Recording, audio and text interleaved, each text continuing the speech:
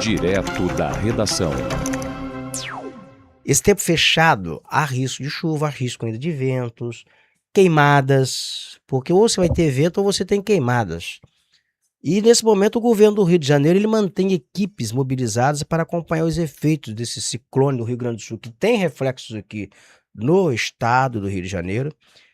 E o diagnóstico agora é que a situação melhorou na Costa Verde, que a situação também melhorou na região metropolitana do Rio de Janeiro, mas o nível de perigo moderado ele continua no norte do estado e também no sul do estado do Rio de Janeiro e na região serrana.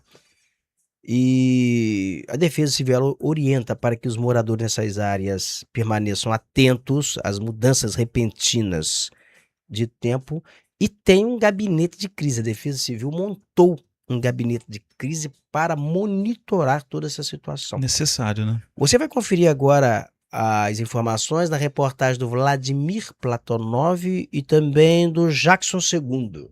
Nós estamos aqui no gabinete de crise, no quartel central do Corpo de Bombeiros, que reúne a cúpula da Secretaria Estadual da Defesa Civil e também do Corpo de Bombeiros. A situação já melhorou em parte do estado, principalmente na Costa Verde, onde estão os municípios de Angra e Paraty, e também na região metropolitana.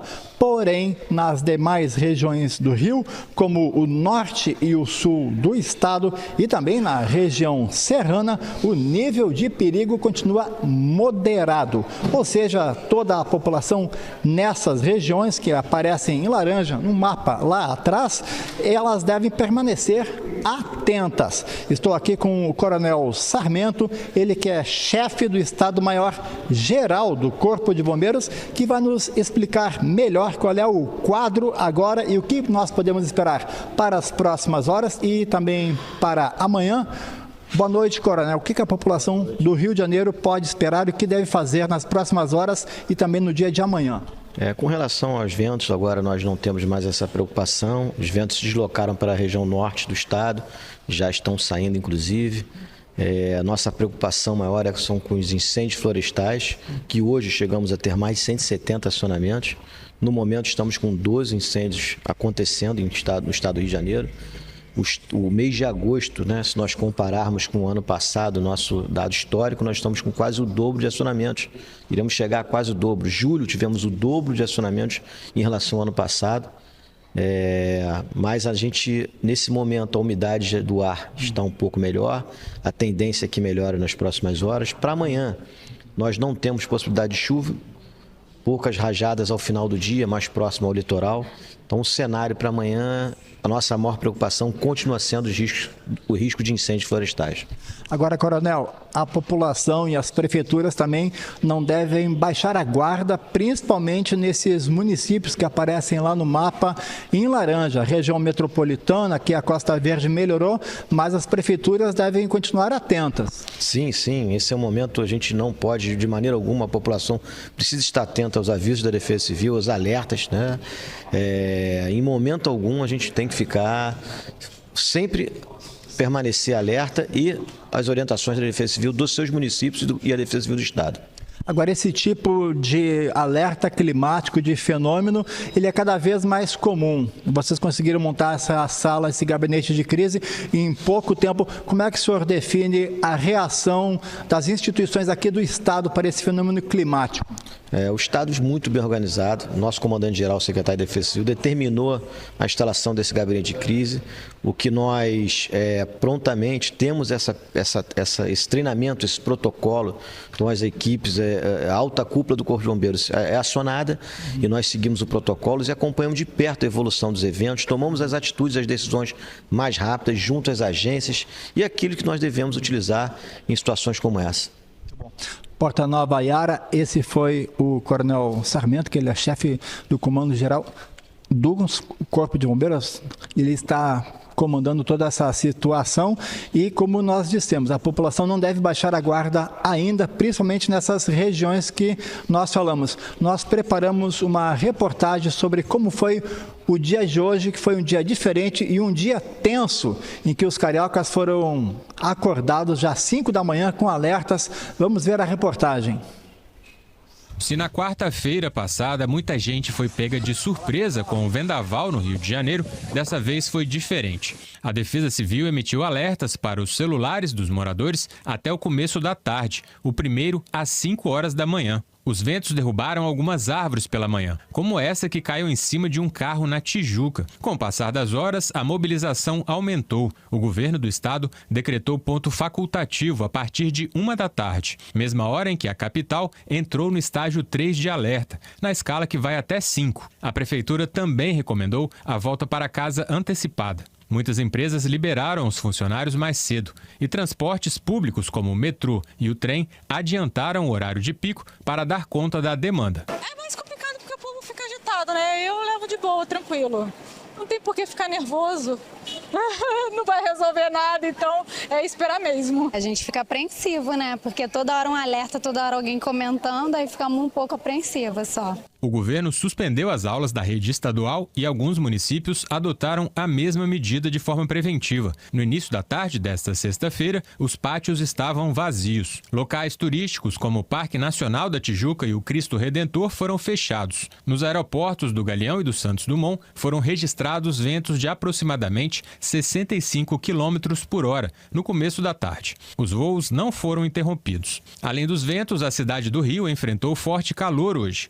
Uma combinação que também eleva o risco de incêndios florestais. Ontem, os brigadistas tiveram trabalho para conter um foco no Morro do Elefante, dentro do Parque Nacional da Tijuca. O fogo já foi controlado.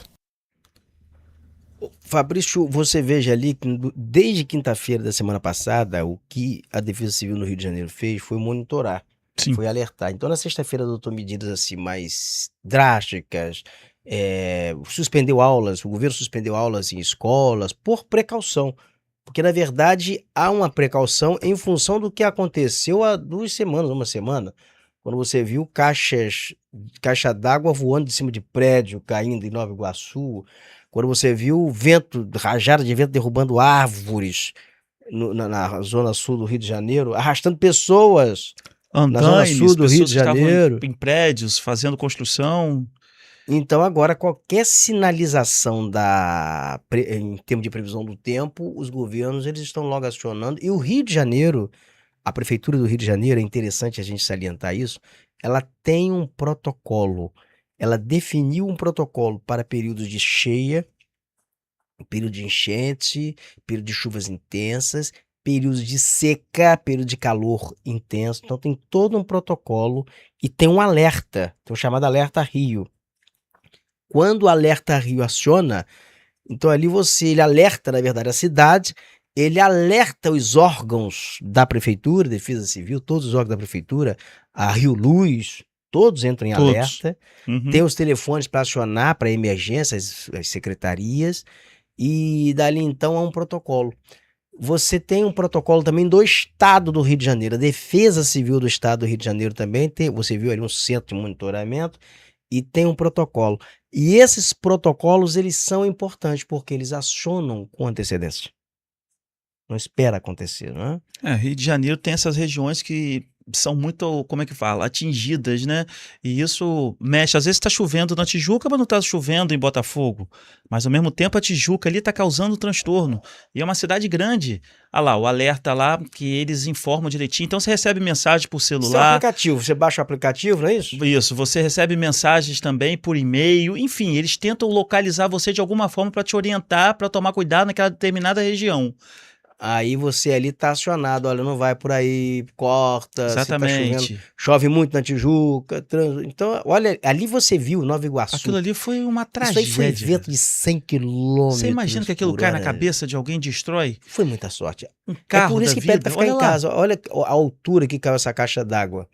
E ali nós estamos falando de caixa d'água com água, que o vento derrubou, né? Porque caixa d'água com água.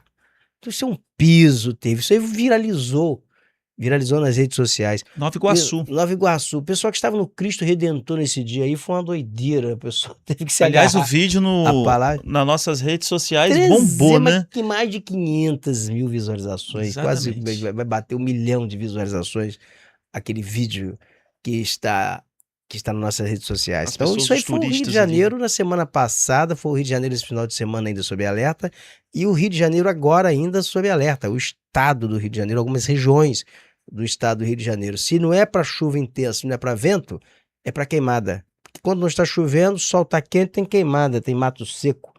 Provavelmente o tempo só melhora a partir de quinta-feira, e olhe lá. Mas vai melhorar o quê? Vai ficar... Vai fechar, não vai ter sol, não vai ter chuva, mas vai ter sol. Porque esse final de semana choveu muito em Niterói também, você soube, Niterói né? choveu muito, eu soube que choveu Aí muito. quer dizer, não chove no Rio de Janeiro, que é ao lado, né? Como é que pode? Chove muito em Niterói. Exatamente. Mas São chuvas localizadas. a partir de quinta-feira o tempo melhora um pouco. Menos vento, o sol volta a aparecer, meio tímido, mas começa a esquentar um pouquinho, ou seja, a vida volta ao normal.